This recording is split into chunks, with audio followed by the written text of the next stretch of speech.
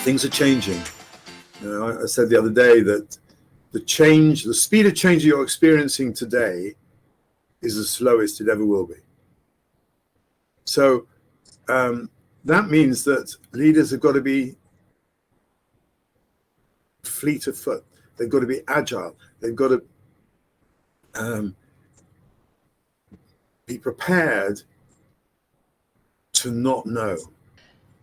Hi there, I'm Charlie, your online business manager and WordPress expert. My goal is to assist small to medium business owners build their businesses with a focus on using the internet and online technologies in an appropriate and cost-effective manner. People hire me to take the stress out of managing their businesses and allow themselves to focus on what they do best. I have a guest today. Thom Dennis is an accomplished facilitator, speaker, coach, author, and non-executive director who's been at the cutting edge of thinking, a conscious approach to leadership development and culture change for over 30 years. He is focused on making organizations work better. Organizations thrive when people thrive. I'm so happy to have him here, and I'm sure we're going to have a great show and learn more about this today. Hi, Thom. How you doing? Hi, Charlie. I'm great. Thank you. And thank you for having me on your show with you. You are most welcome. Now, Thom is absolutely on the other side of the world to me. I think I just worked out there's like an 11-hour difference or a 9-hour difference between us. So his night time, my morning time. Please bear with me if you see me sip from my coffee. I've only just started my day. So Thom, why don't you tell us a little bit about yourself and how you came to be where you are today? Well, it's just a long story, but I'll try and keep it reasonably brief.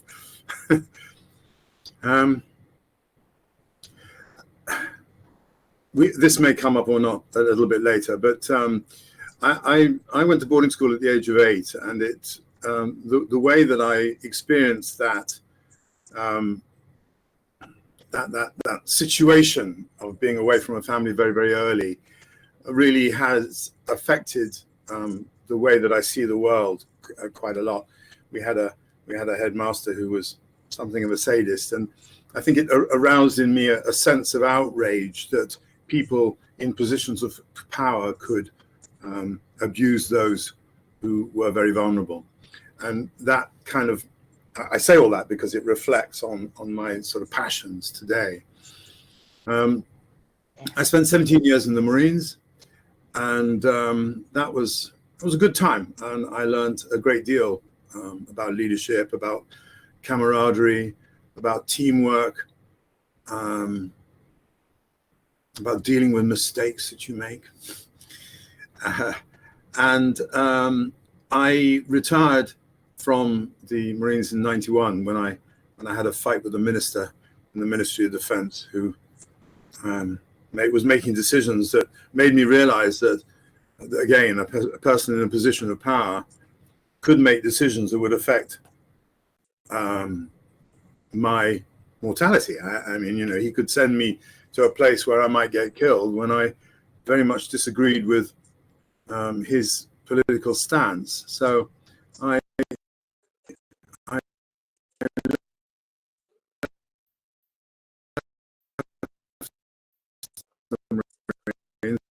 and I set myself up as a coach. There weren't many coaches in those days. There's plenty of them today, but it was quite unusual in those days.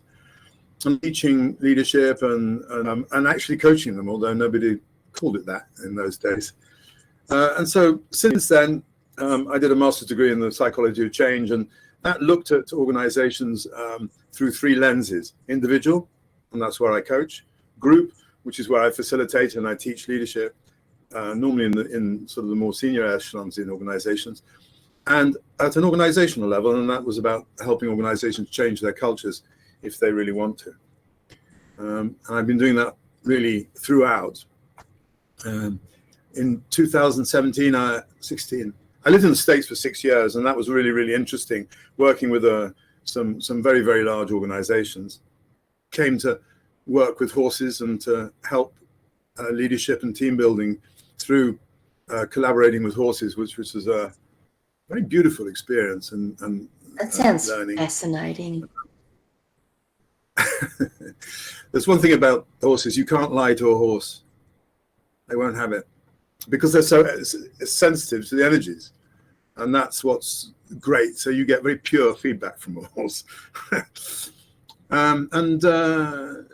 I came back to the UK in 2015, and then I went and sort of did a lot of exploration about myself, and out of that came a real sort of focus on the masculine and the feminine, and how they are reflected in men and women in society, but particularly in organizations, and really beginning to see that it was a very dysfunctional masculine that tended to be predominant, and that most women who got to the top of organizations actually had to do it by conforming to that dysfunctional masculine model, as opposed to being their true selves. And really, I do make a distinction between the masculine and feminine men and women, because we've all got elements of both. But the traits that we're looking for so much more in leadership now are the feminine ones: vulnerability, compassion, empathy, listening, creativity. These are all ascribed to the feminine as opposed to the masculine. And so I've been really working with that to help, particularly men, actually express their feminine and get over, not to suppress in any way their masculine, but to allow a much more functional and healthy masculine to come through. And I've been supporting women's work where I can, not to try and save them in any way, but we actually need their wisdom a lot more in so many of the organizations that we have. So that's led me to today. I'm still facilitating, loving doing that work, taking a C-suite away for a couple of days, and to really think through strategy or values or communication, or what's the purpose? What's this business about? Why are we actually in business? It's a question that often organizations stop at making money. They don't look any further than that. But the youth of today are coming into organizations and saying, that's not good enough. I want to know what you really believe in. Are you taking responsibility for your impact on the world? Are you taking responsibility for your the well-being of your people? These are all sort of new questions in a way that are being pushed onto leadership in organizations, and a lot of them are finding that pretty tough to deal with. And so, yeah, I'm speaking where people will be prepared to listen to me about these things. As you can tell, I'm pretty passionate about it all. And I'm always on the lookout for organizations that can see that they need to change and they're not quite sure how to go about it. And then I'll work with them and I'll help them create something that's healthier. And the amazing thing is that if they are inclusive and they care for their people, they'll be more profitable. That's the irony of it all, and yet so many organizations resist that. So there you go. Okay, no, that sounds awesome. I mean, I just love the whole thing about, if you care for your people, you will be more successful. It just doesn't matter which way you go. You need to, people are the lifeblood of your business. So thank you so much for sharing all of that. It sounds like you've had a journey, a very interesting and varied journey. When you sort of started with that, I went away to boarding school at 8. I'm like, well, you're British, that's pretty normal. Especially, a number of years ago, a lot of people I've spoken to, oh yeah, we went to boarding school. Like, that's really unusual for Australians. Well, good for you. It's not something I would really recommend. So I guess we want to have a chat about leadership today. I've been doing that a little bit on this podcast over the last couple of weeks now. And I think that's fantastic, because leadership is what defines your business and makes your business successful or not. If you don't have leadership, or if you have poor leadership, it's a real problem. So why don't we have a chat about what's so good and what's good and what's not so good in leadership today. I know you've touched on a few of those points, what's leading us down a dead-end path, and what we can do as business owners to be aware of it and address it. So I think that the most important skill of leadership is self-awareness. And I meet an awful lot of leaders who are frankly terrified of that, particularly when they get to the top of an organization. I work jolly hard and I've got to where I am, and so on. Yeah, fine. But things are changing. I said the other day that the speed of change you're experiencing today is the slowest it ever will be. So that means that leaders have got to be fleet of foot.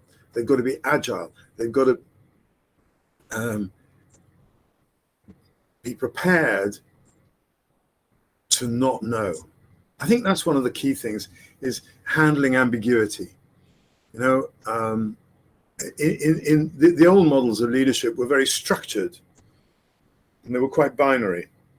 Right, wrong, left, right, white, black, whatever it is, they were quite binary.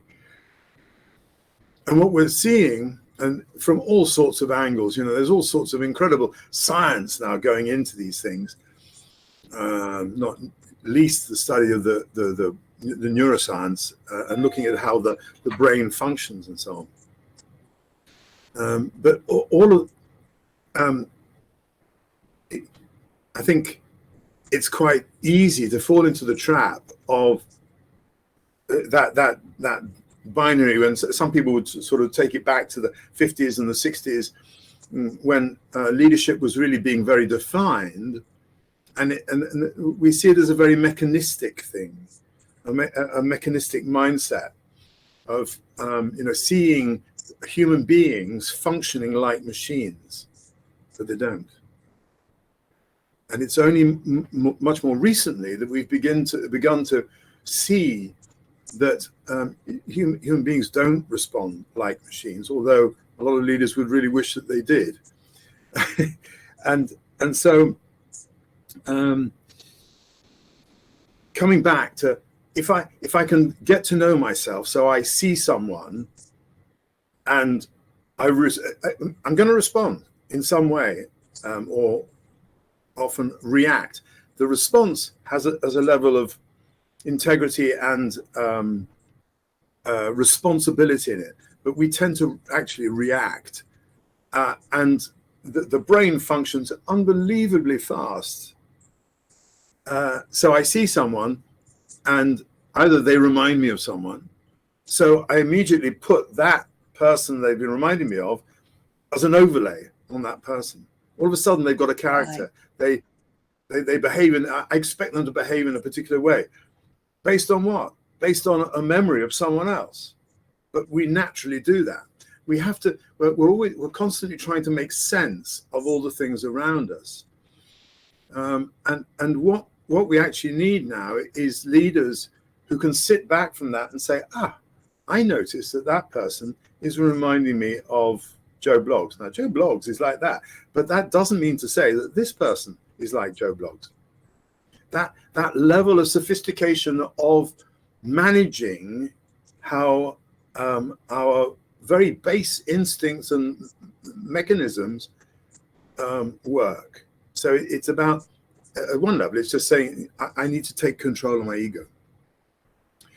And so when you meet leaders who have gone through some of this process, and they're aware, they tend to make much better decisions. And they're much more timely in their decisions, and they tend not, for instance, to shy away from what actually is a difficult decision. We see in the world today leaders at all levels not wanting to take decisions because they're scared of often the reaction that other people are going to have. And that, in some people, is just a plain ego response saying, I need to be liked. So if I say this, then I'm not going to be liked. And therefore, I'm going to be a bad person. So one's sense of identity comes from a very basic response or reaction, actually. So all that to say that self-awareness is just so important. I could go on for a long time about that. Okay. So there's a couple of things I just wanted to sort of ask you about, and then we can move on again. It's such a deep topic, and obviously you're very passionate about it. So awesome. You mentioned there right at the front, and it kind of threw me. I'm like, no, that's not right. You said the rate of change is the slowest it's going to be, or right now is the slowest it's going to be right now. And I'm like, it really is so fast. But I think what you mean is that it's just going to accelerate from here. I know that I was using statistics a few years ago, is that we've experienced as much change in the last, I think it was using the statistic of 50 years as we had in the previous 100. But I'm pretty certain that's even quicker now. We've experienced more change in like 20 years than we had in the last 100. So every time we look at it, we just get faster and faster and faster, and things just keep moving on and on and on. And then you said, and we're experiencing the slowest rate of change. We're like, no, oh my goodness. So what you really mean is it's just accelerating, right? It's not going to get any slower. So for all those who, I phone up CEOs sometimes and I say, hey, look, let's get together, let's talk about this. And they, I'm very busy at the moment. Phone me back in 2 months' time. And I've been in business for 33 years, and I've heard that line so often. And it's like, in 3 months' time, what's going to have changed? It's going to be worse. Everything. Yeah. And you said you're a tech person. We have AI now, which is shaking up so much. And there's going to be some really good things that come out of it, and there's going to be some very challenging things. But it's going to cause an awful lot of change. And we've had a pandemic. I sometimes say that the pandemic was a rehearsal. I'm not quite sure what for, but I really have a sense that over the next year, 2 years, there's going to be something else that's really going to push us. Maybe it's going to be a huge volcano. Maybe it's going to be an earthquake. Maybe it's going to be some war. I mean, my goodness, we've got so many wars going on. Something, and that's going to push people in another corner. And so, once again, it takes me back to leaders needing to be agile and able to. Can I give you a little story? You want to ask lots of questions? No, go for it. If you've got a story, go for it. Well, I had the privilege of going down the Grand Canyon rafting a couple of years ago, and I say the privilege because the waiting list is about 13 years or something. We get ridiculous. Wow. And so we had a couple of rafts, and we had one or two people in little canoes, and it happened to all of us. But it really struck me when I was looking from the shore at a canoeist who was going to go down one of the rapids. It's like you line yourself up, but there comes a moment where the water takes you. You can't turn around at that stage. You have to go with it, and there are rocks all around you. So what those canoeists are doing, and actually, the guy who was steering my raft, who is a genius at it, I have to say, what they do is they just make small interventions as they go down, because that's all you can do, and they're not thinking about it. They're operating at an energetic level, a gut level, which says just a little bit, just a little bit. And they're making very small adjustments as they weave their way down, and if they're lucky, they don't hit any rocks. And for leaders today, the structured, I've got to do it this way, this is the way things have always been done, they go into a rock. They're going to go into a rock. So we need this to be able to access something that's much deeper than our left brain sort of rigid thinking, and be much more flexible and work with the energies around us. And the organizations that were successful during the pandemic did that. On the whole, we'll leave it aside. I just wanted to sort of hit on that because I was actually out of the country during the pandemic. I got locked out. Not that the government stopped us coming in if we could get to the border, just getting to the border was the problem. And the thing that really struck me was how quickly businesses turned, well, some businesses, not all, but some businesses turned to remote working, to the thing that, because I was in the US during that time, the amount of restaurants that went from, no, you've got to come in and sit down and have a meal, to we will prepare exactly that same meal. You can do curbside pickup. They had it already. It was overnight. There was nothing, like it was, they didn't miss a beat. They were ready to do it and they did it. And I saw that across so many industries. Yes, that's right.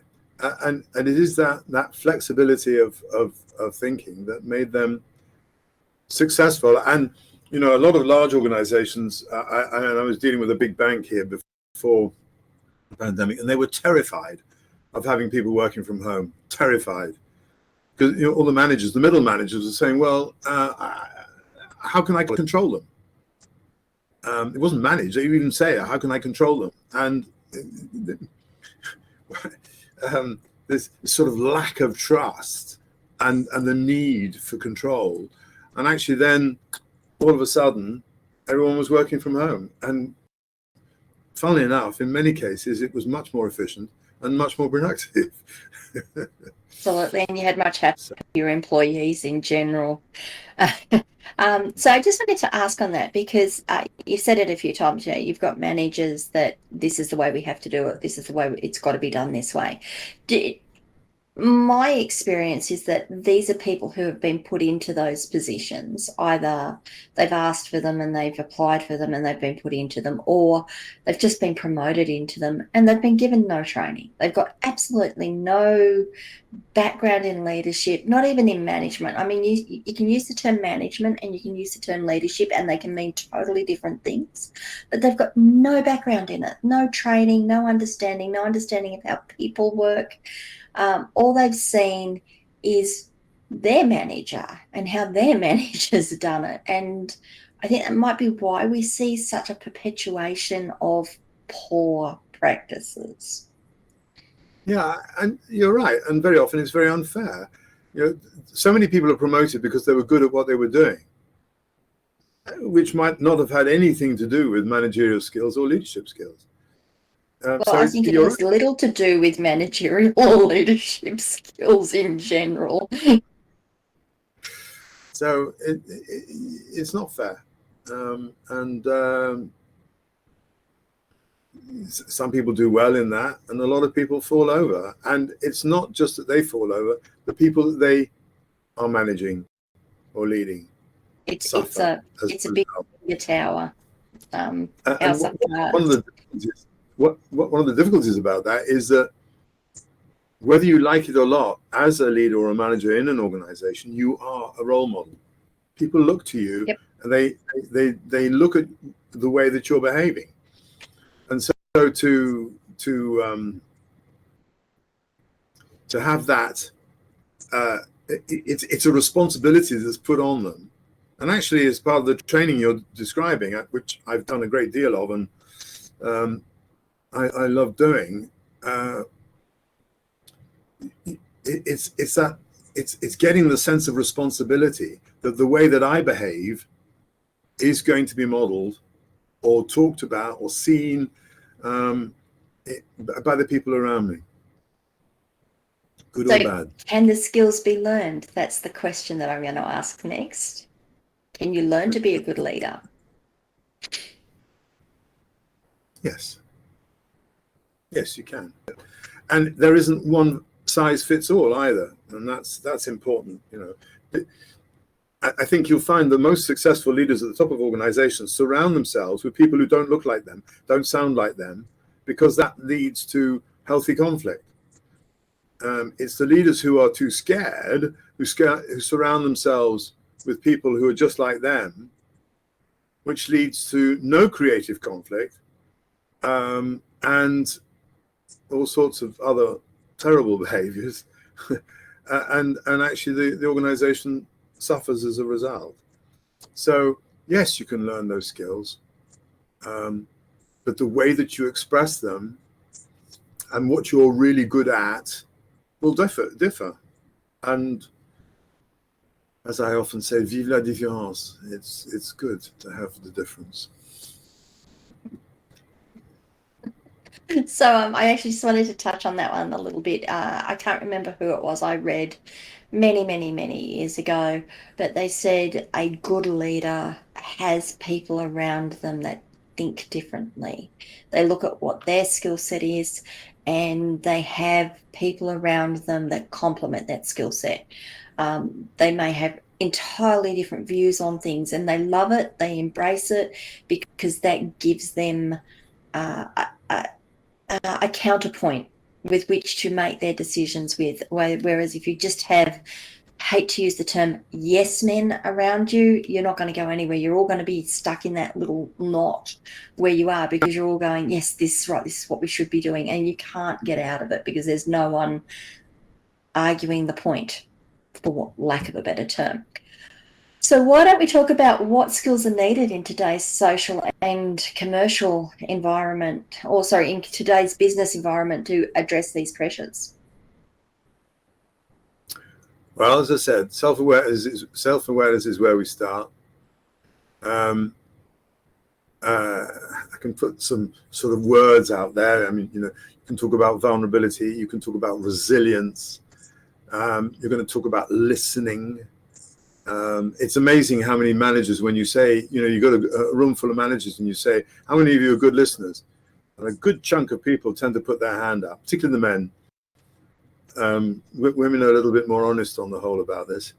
And then you give them a listening test and they're absolutely dreadful at listening. I think it's one of the first things that people can do is to acknowledge they're not nearly as hot at listening as they think they are, which then opens up the possibility for them to explore how could they be better listeners. So that's an important skill. That sense of agility, that sense of being prepared to not know, and actually being willing to share that. There's an interesting sort of, it's almost a paradoxical situation where when you have people who are followers and they look for a leader, and they look to the leader, for example, to be told what to do,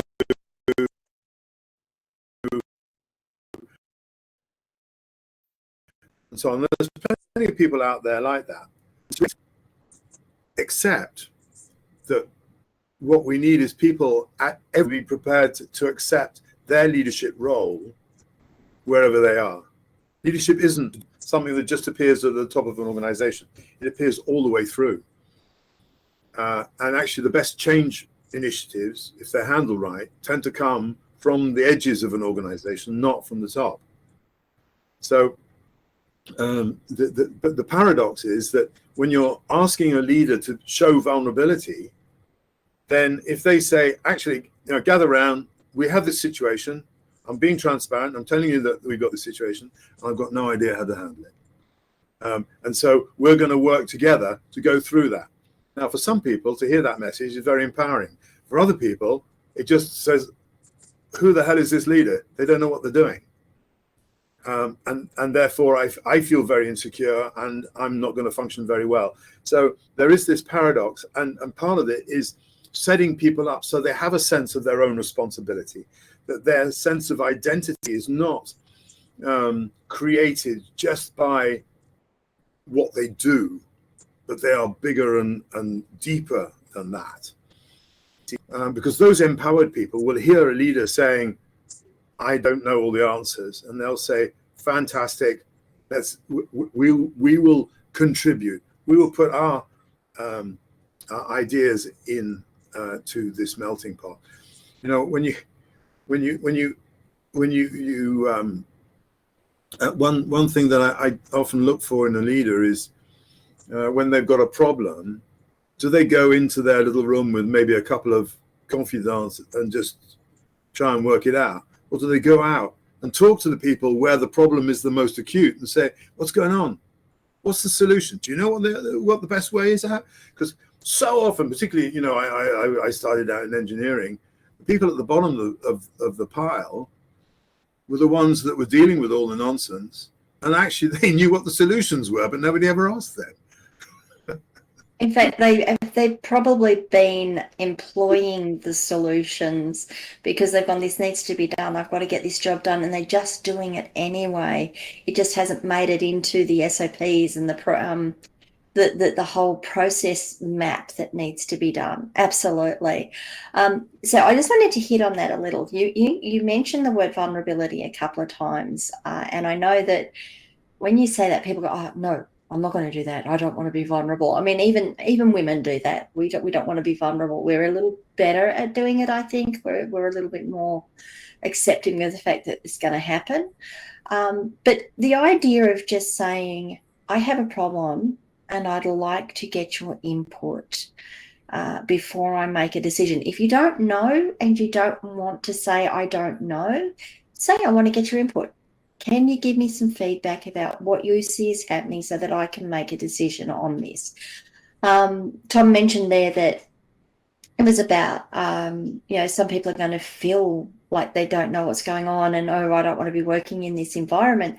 As a good leader, you need to know your people to know how to phrase that request for help. Would you agree with that, Thom? Yes. Yes. And as I say, quite a lot of people are quite lazy and they're prepared to just come, do the work, be told what to do, Yes. take their dollar and go home again. And that environment is created by the leaders. And actually, it's a bit abusive, really, because they're not getting the best out of the people. But sometimes people need a bit of encouragement and help to reveal more of themselves and the skills that they've got. And I've talked about purpose. I think that when an organization is clear on what its purpose is, then it's much easier for the people to engage with it. Absolutely. Yeah, I love that. And I think it's a really important thing for people to take away. You mentioned again there that there's, I'm going to use the Pareto principle. 80% of the people are prepared to do 20% of the work, and 20% of the people are prepared to do 80% of the work. It's just a thing. You could apply that across the board to any number of things, but it's just a thing. And people do, if they think they can get away with just coming in, a number of people will be happy just to come in and do the absolute minimum, do what they need to do their 8 hours, 7.5, 6 hours, whatever, hours a day, and go home and do whatever else it is. What they don't realize is they're not being fulfilled. They're not, because they're not being challenged. Human beings like being challenged. They're not being fulfilled, therefore they don't like their job, whereas a good leader will be able to pull that out of them. And oh my goodness, the difference that you get in your people and your workplace as a result of it is really worth it. So you've mentioned vulnerability. Sorry, What else did you mention? Sorry, go on. No, I was just saying that's a classic win-win. That's the thing that everybody wins from that, which is great. So you mentioned vulnerability. Now you mentioned something else, and I was listening so hard on the vulnerability thing. It's gone out of my brain. Well, What was the other things that you mentioned there? perhaps it was resilience. Mm. Because you know, for a lot of people, it's a very tough time. I don't really know the situation in Australia very well, but in a lot of countries now, you've got some pretty awful situations, and you know, a lot of politicians are sort of clinging on to power and trying to think of all the things that they could blackmail their electorate with to stay in power. And actually, the person on the shop floor and you know, what was it? In the UK, I think it was in 1960, the average age of a first-time home buyer, was 27. Yep. And today it's 49. Yep. Now, and so many people are finding that even with both, you know, a couple, both of them working full time, they're still not making enough money to make ends meet. So that's a problem, and it's a problem at all sorts of levels. And historically, we've had this many times in the past, and it's almost always ended in tears. So I think this is a time for, as I said, new leadership that actually wakes up to this and says we need to change the way we're doing things, because otherwise the system is going to be broken in some way. And the result of that is actually never very useful or positive. In the meantime, people need to be resilient. They need to be able to manage their own state. It is amazing how many people are self-medicating. I've come across a fair amount of this in the States, where the whole profession of a recovery coach is huge.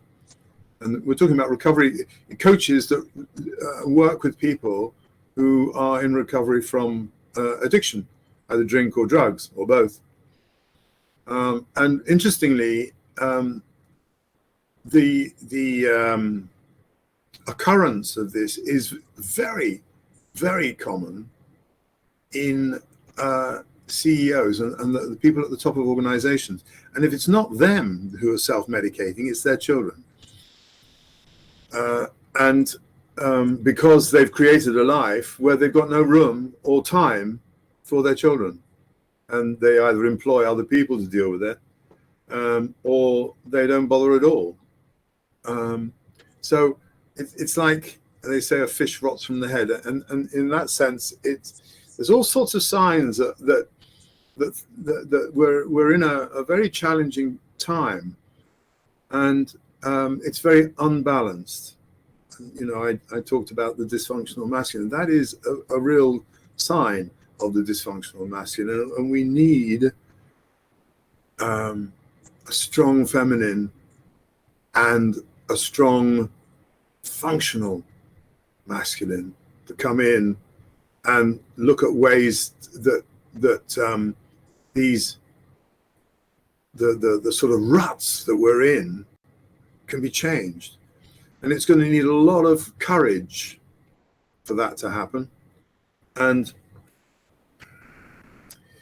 I'm skirting around the word resilience and talking about other things. I think with resilience itself, I think the point is here that you only get the strength from within. You don't get it from other people. And all the time that we try and blame other people or lay the blame on other things, you know, it's them out there, poor me. We have so many examples of victimhood I mean, Donald Trump is the world exemplar of victimhood. And it's incredibly unhealthy because people, again, role model that. So they go around the world saying, poor me, when actually they need to be saying, I'm in a situation, what can I do about it? And it's that empowered thing. So I call that self-leadership. And just it comes back to that term, leadership again. You've got to be able to lead yourself before you can lead others. Take responsibility for your mess ups. That's not the term that I was going to use because I'm an Australian and we use very different words. But take responsibility for the mistakes that you make.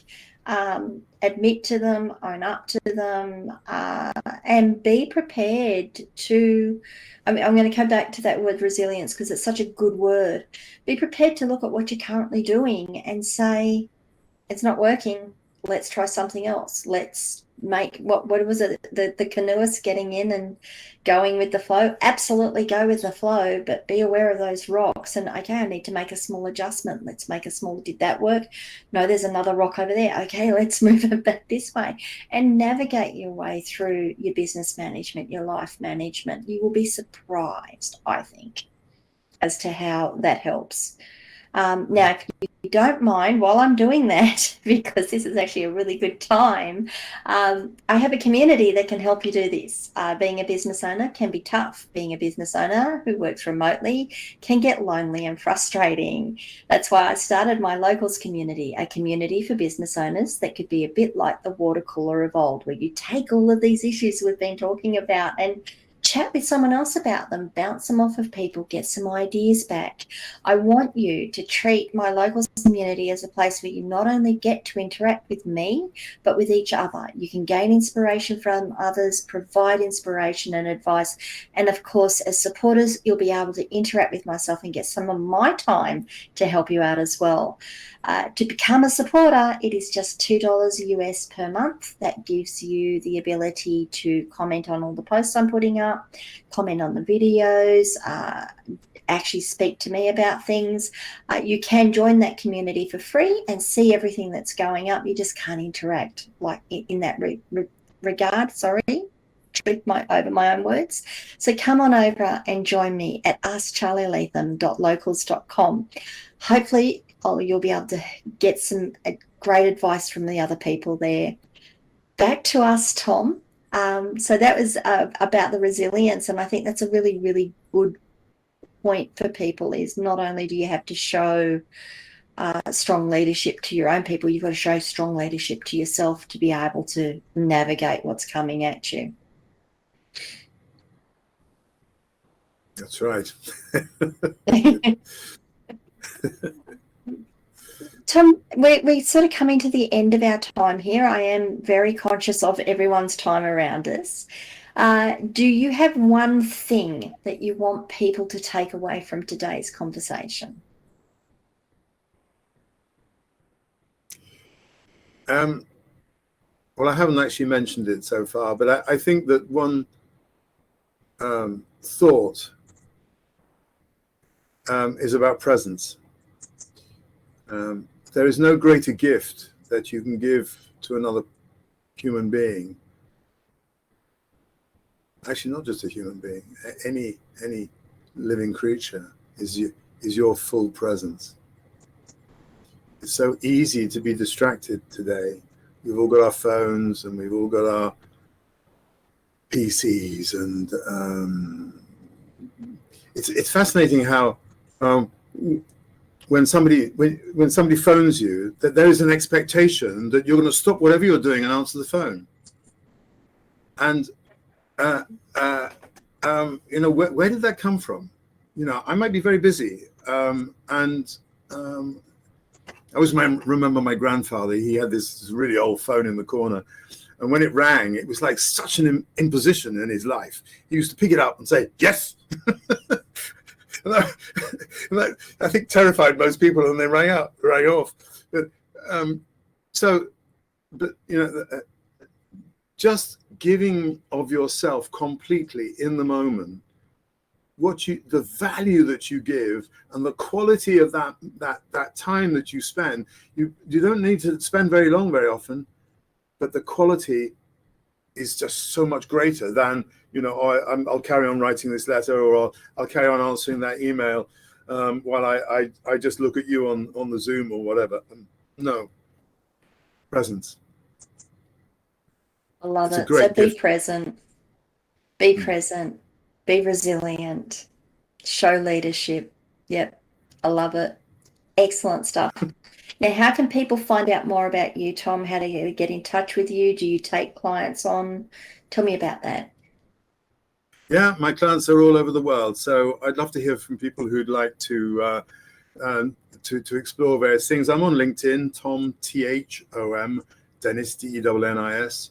The website is Serenity in Leadership. I think you've seen the little logo down there on the left. Come visit. I've got a leadership coaching program that I'm just starting up, and I'm going to be taking on people from all over the place, people who aspire to learn leadership and coaching. And we're going to work in small groups, a little bit like you were describing, but we're going to have 10 sessions over 10 weeks and just look at different aspects of leadership each week. It's being subsidized, so it's going to be really affordable for people. So drop me a note, Thom at serenityin-leadership.com or hello@serenityin-leadership.com, and love to hear from you. And any people's ideas or thoughts or reactions. That was a load of rubbish. Tell me. I'd really like to learn and to hear what other people think. So thank you, Charlie. Yeah, I like to get the feedback as well. So look, I'm going to have all of those contact details in the show notes below, guys. So if you want to find out more, have a look there. Get in touch with Thom. Highly recommend it. Now, let's see if I can get this bit right. If remember to like this video, subscribe to my channel, and ring the notification bell to get notified to find out when I drop more content. If you are listening to this or watching this on a platform that will allow you to give reviews, please do give a review. Like it, hate it, something in between. I'd love to know. 5 stars are great. Any stars are good. I'd really like to know that, guys. So Thom, thank you so much for your time with us today. And I will see everyone next week. Thanks, guys. Bye. Thank you, everybody. Bye.